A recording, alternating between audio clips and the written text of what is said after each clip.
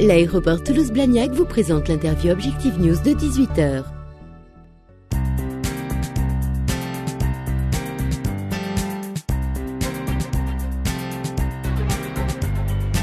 Bonsoir à tous, merci de nous rejoindre pour l'interview Objectif News de 18h. Nous sommes en compagnie aujourd'hui de Jean-Michel Bilic. Bonjour. Bonjour madame. Vous êtes directeur des ingénieries et de la qualité du groupe Renault, membre du comité exécutif. Vous avez rejoint le groupe il y a très peu de temps, c'était en juillet dernier, après un parcours, alors vous êtes toulousain, et après un parcours, peut-être que vous allez nous retracer en deux mots, mais globalement vous avez été beaucoup dans l'aéronautique, chez Eurocopter et Airbus notamment. Oui, absolument. Après 24 ans dans l'aéronautique et le spatial, puisque j'ai passé 8 ans dans les hélicoptères, près de 11 ans dans les avions et 5 ans dans les satellites, j'ai rejoint avec enthousiasme le groupe Renault. Alors pourquoi enthousiasme ? Parce que c'est un peu risqué dans une période où finalement l'aéronautique va quand même beaucoup mieux que l'automobile.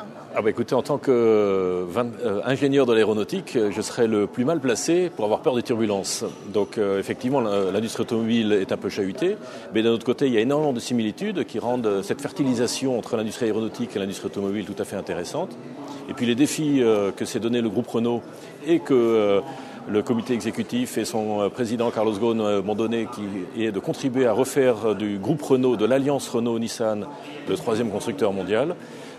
Sont des contre une quatrième place contre quatrième ou cinquième place, ça dépend comment on les compte. C'est un objectif qui est tout à fait motivant, enthousiasmant. Et j'ai découvert des équipes passionnées, j'ai découvert des produits extraordinaires. Donc non, je suis ravi de cette évolution. Vous avez depuis le mois de juillet 25 000 personnes sous votre responsabilité. Voilà, il y a des équipes très grandes. Alors c'est pas tellement le nombre qui compte, c'est plus la qualité, c'est plus la passion des équipes, c'est plus la stratégie, la vision d'entreprise que nous avons qui sont des éléments déterminants. Mais c'est vrai que je suis entouré d'une équipe nombreuse, de gens compétents et passionnés. Vous êtes ici à Toulouse pour participer au Forum économique de Toulouse organisé par la CCI, et vous allez intervenir sur la question de l'emploi, qui est une problématique y compris dans votre groupe. Alors c'est une problématique dans tout groupe industriel, plus particulièrement peut-être dans les groupes de haute technologie, comme peuvent l'être l'aéronautique ou l'automobile. Et pour quelle raison ? C'est parce qu'on se rend bien compte que l'automobile d'il y a 50 ans n'est pas l'automobile d'aujourd'hui et ne sera pas l'automobile de demain.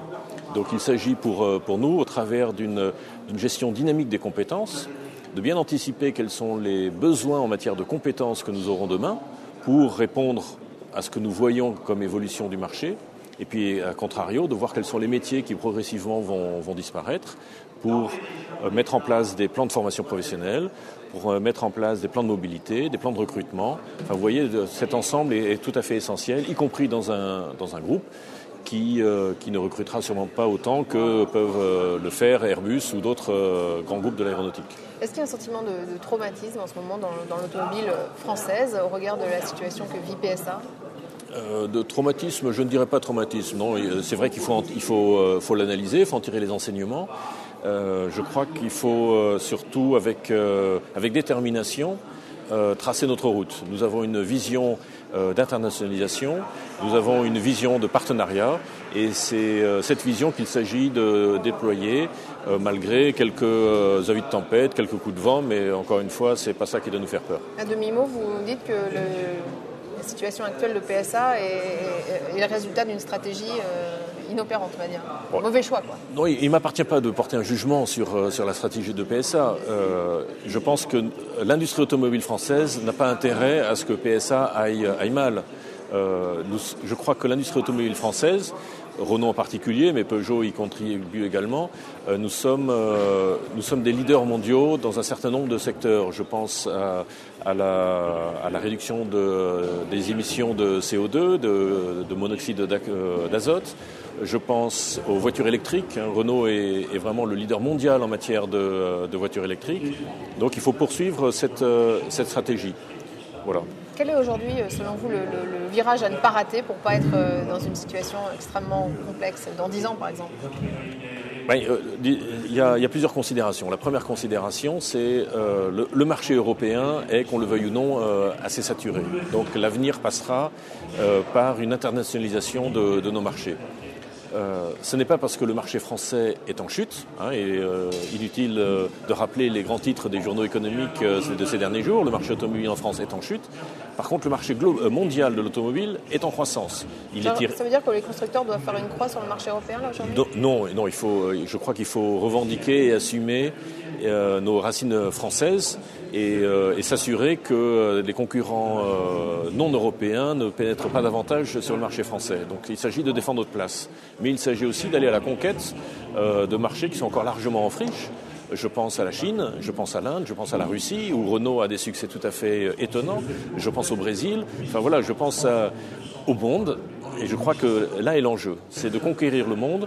Et nous serons d'autant mieux armés pour conquérir le monde que nous aurons le bon produit.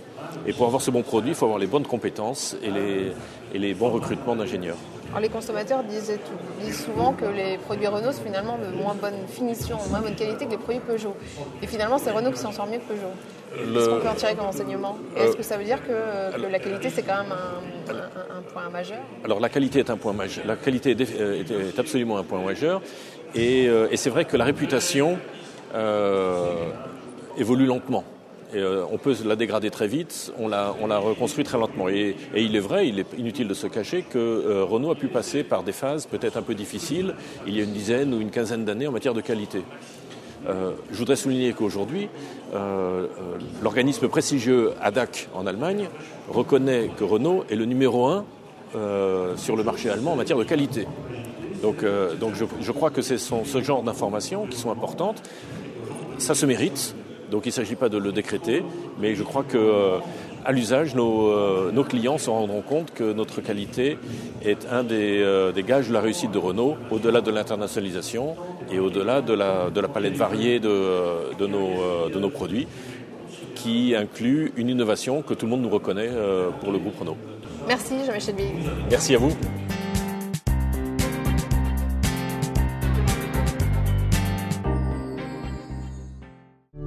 L'aéroport Toulouse-Blagnac vous a présenté l'interview Objectif News de 18h.